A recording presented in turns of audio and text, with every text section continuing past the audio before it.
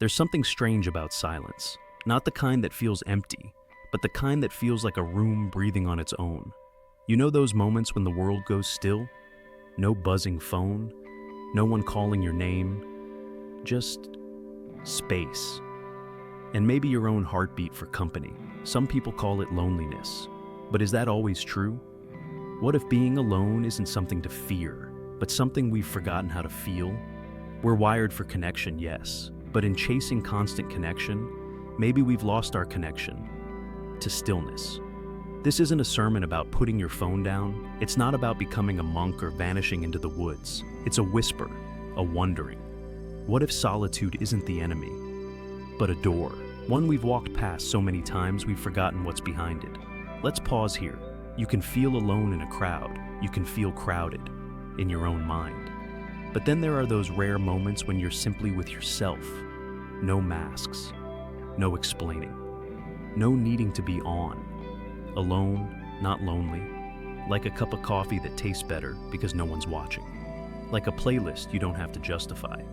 Like dancing in your room at midnight for no one but you. It sounds soft, but solitude can be sharp. It asks hard questions, shows you the things you've buried under noise. Have you ever noticed how quiet can echo the loudest parts of yourself? Maybe you felt this too. You sit down finally with no distractions, and suddenly the thoughts you've been outrunning pull up a chair. But here's a strange twist. The more time you spend alone, really alone, the less scary those thoughts become. You learn to sit with them, to let them float, to let them pass, and sometimes you even befriend them. Solitude doesn't erase the pain, but it creates space for you to see it clearly, to understand where it starts and where it ends. It's not always peaceful, but it's always honest, and there's power in that. Quiet, patient power. We live in a world that rewards performance. Share this, post that, prove you're alive, prove you're interesting. But when you're alone, there's no stage, no script, just presence. You're not the role, you're not the resume, you're not the algorithm's favorite version of you. You're just here, breathing, thinking, being. And strangely, in that stillness, you start to hear something underneath all the static. A voice that isn't trying to impress, a voice that's just yours. You're listening to Echo, the voice behind NTDN, a quiet voice in the noise, not here to lecture, just to wonder aloud, with you. Imagine a room. It's quiet. Just a single chair, a cup of tea still steaming, no phone, no agenda, no audience. Just you, and the air moving gently around you. How does that feel? Peaceful? Strange? Lonely? We don't talk about it much, but being alone is one of the most misunderstood experiences in modern life. We're taught to stay connected, always. To keep the group chat active, to check in, scroll down, double tap, to prove, somehow, that we're part of something. But sometimes, the quiet calls louder than the noise, and we don't know what to do with it. There's a difference between being alone and being lonely. They wear the same coat, but the stitching feels different. Loneliness is a hollow echo, a hunger for connection, a reaching for a hand that isn't there. But being alone is a still river. It doesn't beg to be filled. It just flows, quietly, fully. We forget this sometimes. We've blurred the line so much that solitude feels like failure, as if choosing to step back means we're being left behind. But maybe being alone isn't a retreat. Maybe it's a return to something softer, something slower, something real.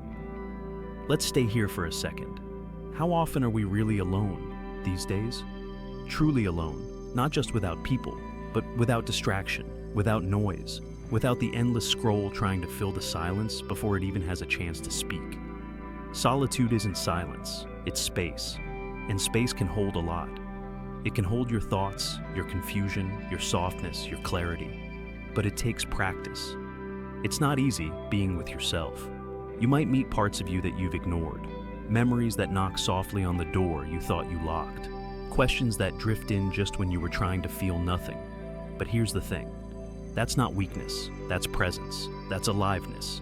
In a world that rushes past itself, there is quiet strength in pausing, in noticing, in sitting with what is, instead of running toward what should be. Being alone can be medicine, not the kind that numbs, but the kind that clears the fog. Have you ever had a thought so loud you could only hear it when everything else stopped? That's solitude. That's the space where something deeper begins to whisper. Not the voice of the algorithm, not the voice of everyone's expectations. Your voice, the one underneath the noise, the one that doesn't shout, the one that knows. Let's not rush past this. Let's sit with it a little longer. You're not broken for needing time alone. You're not antisocial. You're not lost. You're not weird. You're simply human. And humans weren't made to always perform, to always explain themselves, to always be on. Sometimes we just need to be, to breathe, to come back to ourselves without asking for permission. And in that quiet, you might notice something unexpected. You're not as empty as you feared. You're full, brimming with unseen things, unspoken things, things that only reveal themselves when no one's looking. That's the power of being alone. It's not about isolation. It's about inward connection, to the self you left behind in the noise, to the calm that waits for you, patiently, every time you turn the world down. Let's talk about something quiet, something small, something that doesn't show up in highlight reels. Let's talk about being alone, not in the dramatic sense, not the movie scene where someone cries into their pillow or walks through the city with sad music playing. I mean the quieter kind, the kind where you sit in your kitchen, with the fridge humming and the clock ticking and the tea cooling, and you realize you're not waiting for anyone, just here, existing, breathing, unwitnessed. That moment, that's solitude. And it's not the same as loneliness. We confuse the two because they live close together. They look similar from the outside. But loneliness is absence. Solitude is presence. Loneliness says, I need someone. Solitude says, I have myself. Loneliness feels cold, a room where no one shows up. Solitude is warm, a room where you finally do. Here's something strange. We live in the noisiest time in human history, and yet loneliness is higher than it's ever been. Why? We're never alone, but we're rarely with ourselves. There's always a screen, always a scroll, always another notification whispering, you're not enough yet. We chase connection like it's oxygen. We panic when the Wi-Fi drops. We scroll through hundreds of faces and still feel like no one really sees us. Maybe you've felt it too, that ache of being in a crowd and still feeling invisible. That's not solitude. That's disconnection in disguise. Solitude, on the other hand, is not an ache. It's a balm. It's not what happens when people leave. It's what happens when you return. You know those moments when you finally get a few hours to yourself. No plans, no pressure, no noise, and something inside you exhales? That's solitude meeting you at the door. It doesn't knock. It waits. Patient. Gentle. Like a cat curling up beside you, without asking for anything. Just presence. But the truth is, solitude takes practice. We're not used to it. We've been conditioned to fill space, to multitask, to produce, to answer the question, what are you doing? With something measurable. Solitude doesn't give you numbers. It doesn't perform. It just is. And that's uncomfortable at first. Because when the noise fades, the mind gets loud. And in that volume, we meet the parts of ourselves we've ignored. The old feelings, the unmet needs, the things we said we were too busy to feel. But that's the gift of solitude. It gives you back your full attention. Not divided, not filtered, not sold to advertisers, just yours. When was the last time you spent an hour alone and didn't try to fill it? Didn't reach for your phone? Didn't turn on music? Didn't distract? Just listened to what your body was saying, to what your mind was looping, to what your spirit was whispering under all the layers. Maybe it's been a while, maybe never. And that's okay. We weren't taught how to be with ourselves. We were taught how to impress, to adapt, to optimize. But no one really told us how to sit with our own company and not flinch. It's not your fault if solitude feels strange. It's a quiet muscle, and it atrophies. But it can come back, with stillness, with breath, with softness. There's a quote by the poet Rainer Maria Rilke. The point of life is to be defeated by greater and greater things. I wonder if solitude is one of those things, a small defeat. The surrender of always having something to do, somewhere to be, someone to text, a surrender into being. Some cultures honor this more than others. In Japan, the concept of space and pause, is considered essential. In solitude, lives, the space between notes in a song, the silence between words, the breath between thoughts. Western culture often rushes to fill every gap, but maybe what we call gaps are actually sacred. You are allowed to leave the group chat unread. You are allowed to log off. You are allowed to spend a Friday night with nothing but soup, a notebook, and a quiet room. You don't have to earn that. Solitude doesn't need permission. It just needs presence. So, the next time you find yourself alone, truly alone, don't race to escape it. Let it unfold. Let it stretch out. Let it show you what's under the noise. You might meet someone there, someone you haven't seen in a long time. You. Let's step out of theory for a moment and into something a little more lived. Solitude isn't just an idea. It's something you can see. If you know where to look, you'll find it in small places, quiet places. Like the girl sitting alone at a corner cafe, book in hand, coffee going cold. She's not waiting for anyone. She's not scrolling or posing or curating her moment. She's just there, with a novel, a thought, maybe a little piece. People walk past her, some with company, some with noise in their ears, but she doesn't seem bothered. It's like she's in a different room, one where time moves slower. You can almost hear her breathing. That's solitude. Not dramatic, not desperate. Just presence, folded quietly into the edges of a noisy world. Here's another one. A man on a train, rush hour, crowded, but he's found a seat. He stares out the window, not at anything in particular. His phone is in his pocket, his bag beside him. But his mind is somewhere else, maybe remembering something, maybe planning nothing. There's no urgency in him, just this rare kind of stillness that doesn't ask to be noticed. It just is. And maybe for a moment, he's alone in the best way possible. Completely unbothered, completely intact. We forget how many forms solitude can take. It can look like a morning run without music, a drive with no destination, a grocery trip where you wander the aisles slowly, not in a rush, not escaping anything, just existing. I remember once watching a man sweep the sidewalk in front of a bookstore. He had headphones around his neck, but they weren't playing. He moved slowly, like he wasn't in a hurry to finish. There was something meditative about it, like the world had narrowed down to dust, bristles, rhythm. He looked content. Not thrilled, not ecstatic, but grounded. Like he wasn't reaching for anything. Like he wasn't trying to get away from being alone. Because he wasn't. He was already there. Maybe you felt that too, in some small moment that didn't seem like much. Sitting by a window, tying your shoelaces, drinking water while everyone else is asleep. Those tiny invisible hours where you meet the world on your own terms and don't need an audience. Solitude doesn't ask you to escape life.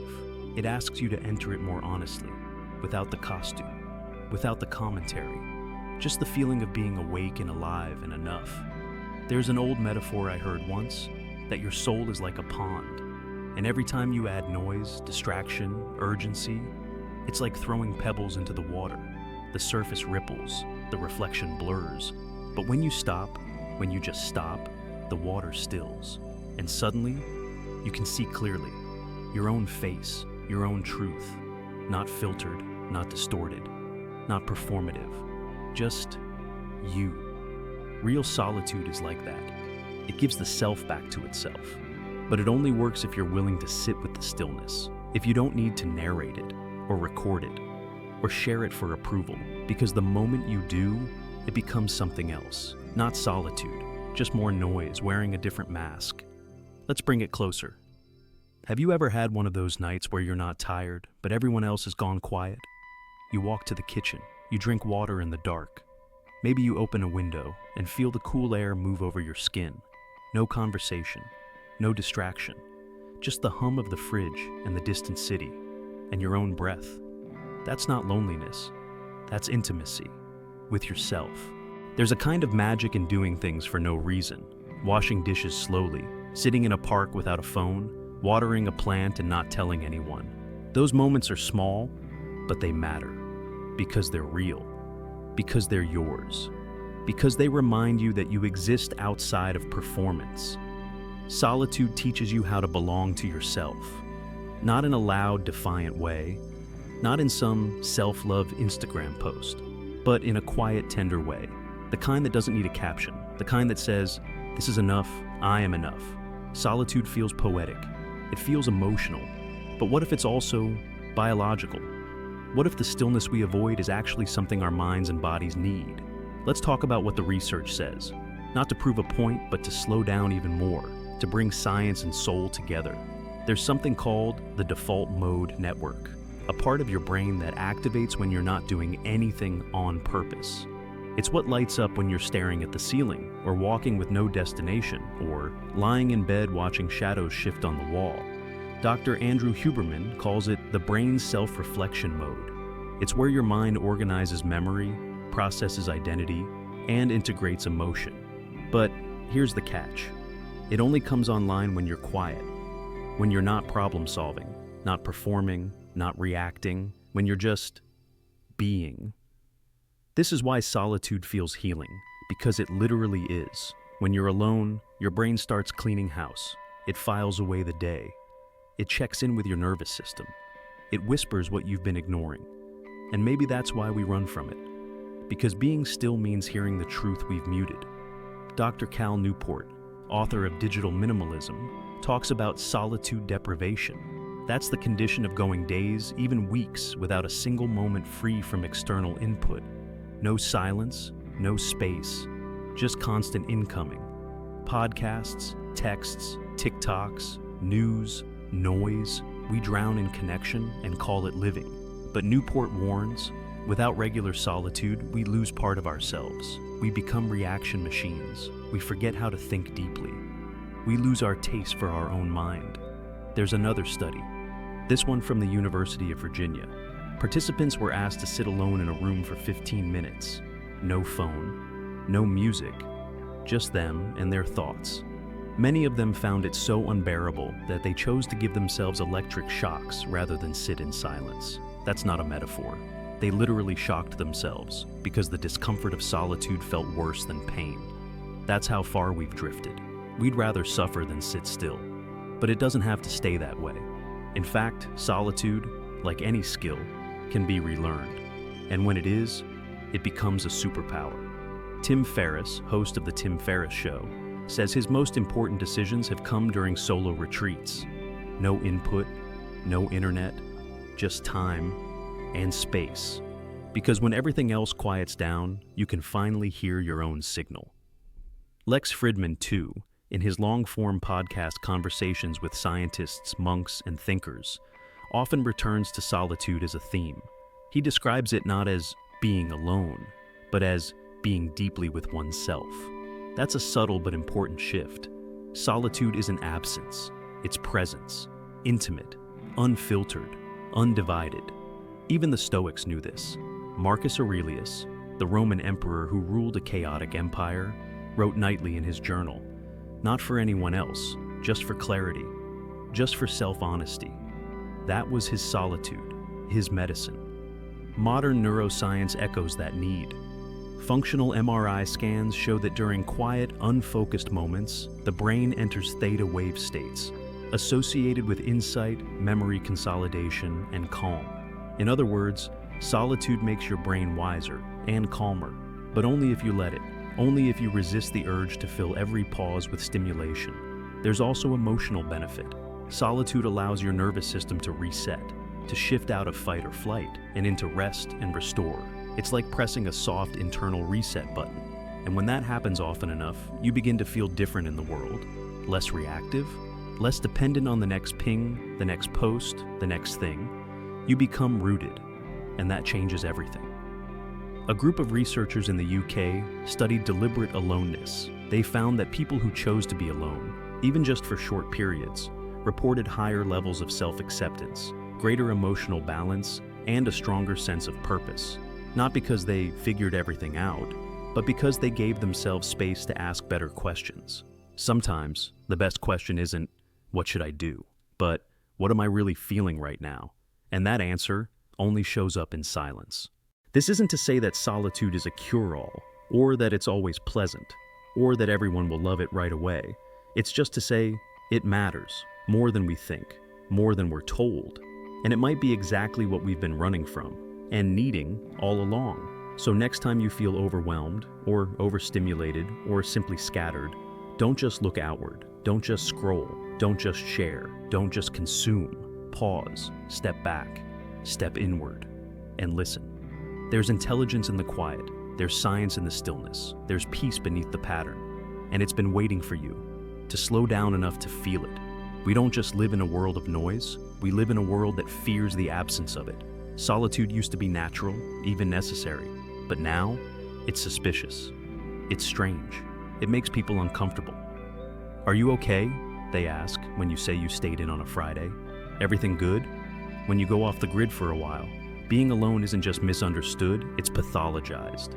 As if needing a break from the noise means something is broken in you.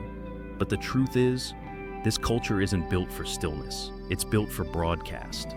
We are always on, always connected, always performing. Even our solitude is curated now.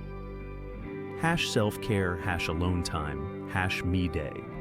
Solitude has become something we feel we need to justify, something we package and post so people know, hey, don't worry, I'm still relevant, I'm still seen. We've turned inwardness into content, reflection into branding, stillness into an aesthetic. But real solitude? It doesn't need hashtags, it doesn't need proof. It's quiet, and a little messy, and deeply, deeply human. The algorithm doesn't want you to be alone, not truly, because when you're alone, you're not consuming, you're not sharing, you're not feeding the machine, you're just being. And there's no profit in that. Let's talk about that, because it matters more than we realize. We live in a culture of constant presence. We are expected to be reachable every hour of every day, to respond, to reply, to react. Silence now feels like a glitch. If you don't post, do you still exist? If you don't reply, are you still connected? If you go still, will you fall behind? It's a strange pressure, this invisible rope pulling us outward before we've had a chance to come back inward. We mistake attention for intimacy, exposure for connection, and when solitude calls, we hesitate. Not because we don't need it, but because we're scared of what it might cost. Here's the irony. We are more connected than ever, and yet more lonely than ever. Because connection without depth is just noise. And when all you do is respond, you forget how to reflect. When all you do is perform, you forget how to simply exist. The world teaches us to fear being alone because a quiet mind is hard to manipulate.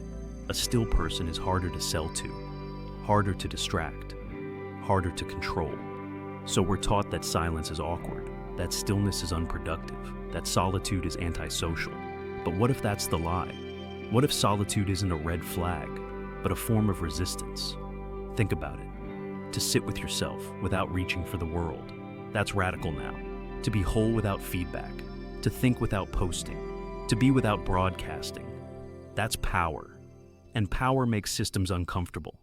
The cultural narrative says, if you're not seen, you don't matter. But solitude says, even when no one is watching, you still are. Even when unseen, you have value. Even when silent, you have truth. Even when offline, you are alive. But solitude isn't just personal. It's cultural. It's generational. There was a time when stillness was expected. Long walks, empty afternoons. Boredom, even boredom, was normal. And in that space, creativity grew. Sensitivity grew. Resilience grew. Now, we've replaced those gaps with scrolls. We wake up with dopamine. We fall asleep with blue light. We snack on distraction all day long and wonder why we feel empty at night. Even our discomfort isn't our own anymore. We Google it. We scroll it. We seek consensus for what we should be feeling. And in doing so, we silence our own voice. That quiet whisper that solitude was built to protect. You know what's truly rare now? Not wealth, not followers, not aesthetics, but internal clarity. The kind that doesn't need validation. The kind that comes when you sit with a question and don't demand an answer. the kind that solitude makes space for. Maybe we've been asking the wrong question all along. Maybe it's not, why are people so afraid to be alone? Maybe it's, who benefits from that fear? Because the more distracted you are, the easier it is to sell you peace. The more disconnected you are, the easier it is to market connection. The more noisy the world gets, the harder it is to hear your own no. But in solitude, you get that back. You remember what enough feels like. You remember what true stillness sounds like. And in that remembering, you begin to reclaim yourself. Solitude is not about withdrawing from the world. It's about returning to it with a stronger anchor, with softer eyes, with a clearer voice. It's about knowing when to disconnect. Not because you don't care, but because you finally do. Not all silence feels safe. Not every still moment feels like peace. Solitude can be healing, but it can also hurt. Let's not pretend otherwise. Let's not romanticize it into something it's not. Because sometimes, being alone doesn't feel like a sanctuary. It feels like a spotlight on everything we've been avoiding. There's a shadow side to solitude, and you may have felt it. That ache in your chest when the house is too quiet. That buzzing anxiety when there's no one to talk to, but too much in your head to ignore. That strange weight that sinks in around 2 a.m. when you realize you haven't heard your own voice out loud in days. This isn't just feeling your feelings. This is something deeper. This is the loneliness that doesn't show up in posts, the kind that settles in your bones. Some of us never learned how to be alone because we were never allowed to. Maybe we grew up in chaos, in houses filled with noise and demands, and very little space for personal stillness. So now, when it gets quiet, our nervous system panics. It doesn't register calm. It registers danger. For others, solitude brings up grief. Not just the grief of who left, but of who we were before life started demanding so much. In the silence, old versions of us reappear, and sometimes we're not ready to meet them. This is why solitude isn't always sweet. Why sometimes being alone feels like drowning in your own mind. It's not because you're broken. It's not because you're weak. It's because stillness has depth, and not everything in the deep is beautiful right away. We all carry pain, wounds, unspoken memories, self-doubt wrapped in silence. And when the noise fades, those things rise. That's not failure. That's exposure. And it's part of the process. Solitude is not a cure-all. It doesn't magically solve loneliness. It doesn't erase trauma. It doesn't fix what life has broken. It simply gives you space to notice what's already there. And sometimes, what's there hurts. But here's the quiet truth.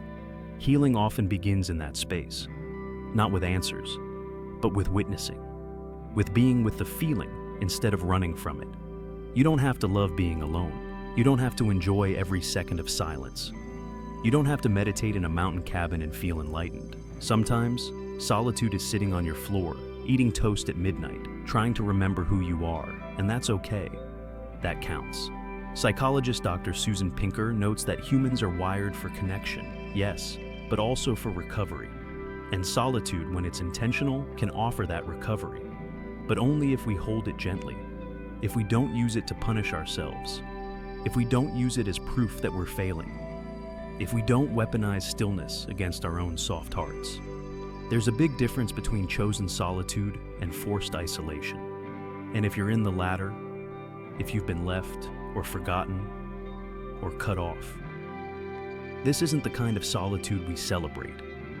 This is something else, something heavier, something that it requires compassion, not quotes. It's okay if you're not in love with your own company yet. It's okay if the quiet scares you. It's okay if the silence feels like shouting. That's real, and you're allowed to feel it. So, what do we do when solitude hurts? When being alone feels like standing on the edge of something we can't name? We start small. We soften. We create rituals of safety inside the stillness. Maybe it's lighting a candle before bed. Maybe it's writing one honest sentence in a notebook. Maybe it's drinking tea without distractions, not for the aesthetic, but for the return. Maybe it's just sitting beside yourself, like you would sit beside a friend. No advice, no fixing. Just presence, just breath, just being there. Solitude isn't about always feeling good. It's about staying with yourself through it all. And that takes courage. Not the loud kind, not the kind with applause, the quiet kind. the kind that keeps showing up, even when there's no one there to clap for it. If the silence feels too big right now, start with 5 minutes. If being alone feels like abandonment, anchor yourself with music, with a journal, with a walk outside. Solitude doesn't have to be stark. You're allowed to bring blankets, warmth, light. You're allowed to feel scared and still stay. And if, in your solitude, the sadness rises, let it. Let it come like weather. It won't last forever. Nothing does. But maybe it's not here to hurt you.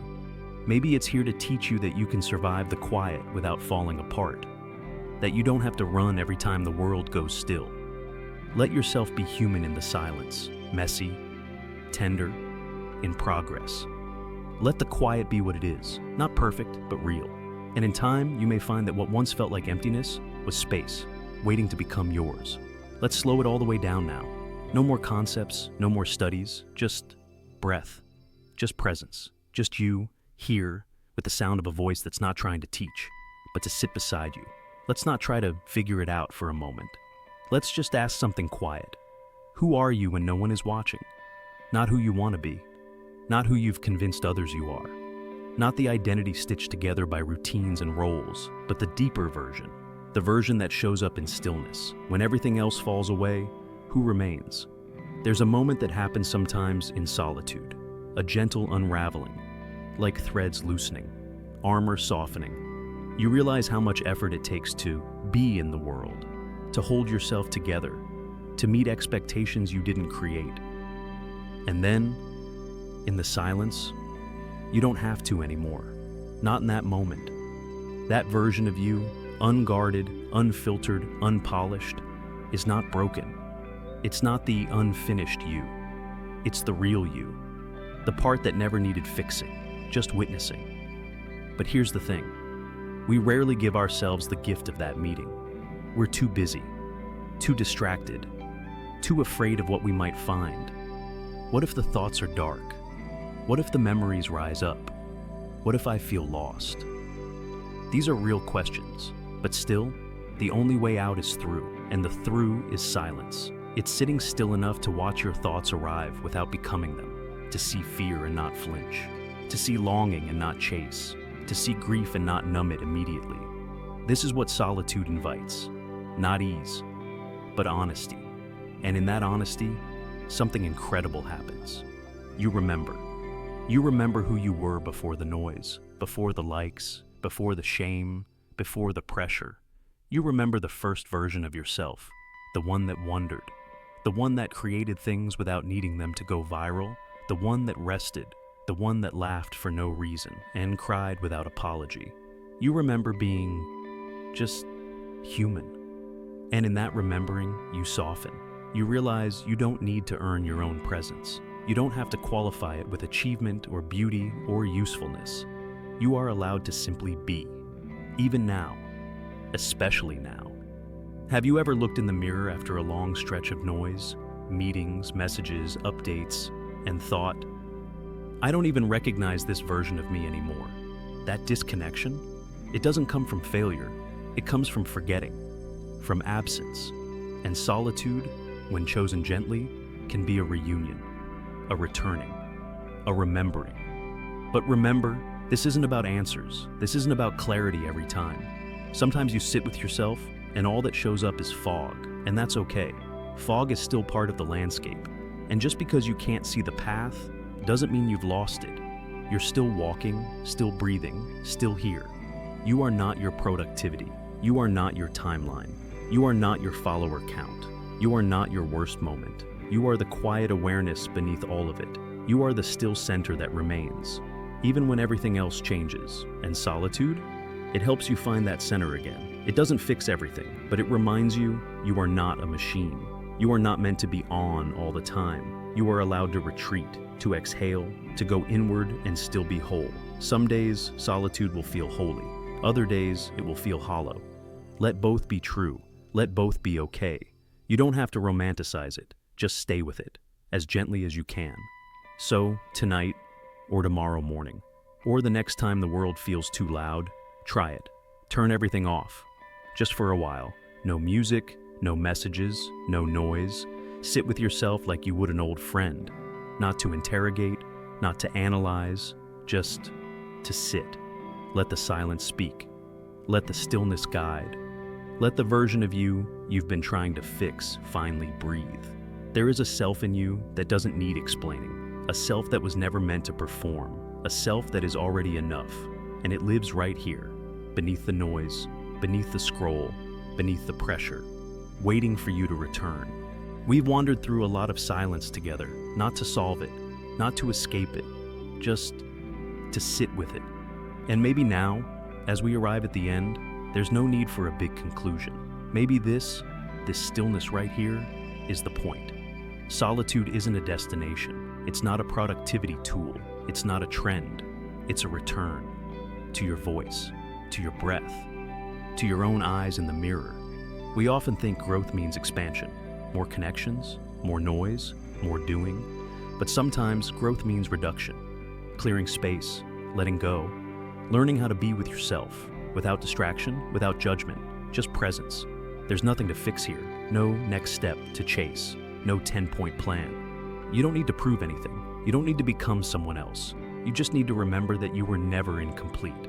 So, tonight, close your apps a little earlier. Don't reply right away. Let the conversation wait. Sit in a room by yourself. Dim the lights.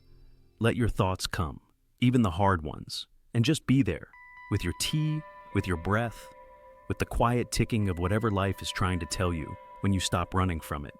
There's no applause in solitude, no validation, no audience, just you.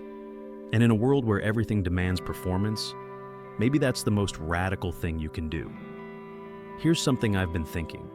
What if solitude isn't an escape? What if it's a doorway? Not away from life, but into it. Into the slower, fuller, realer version of your own experience, where you are not the echo of someone else's ideas, but the source of your own. You don't need to retreat to a cabin. You don't need to fast from the internet for 30 days.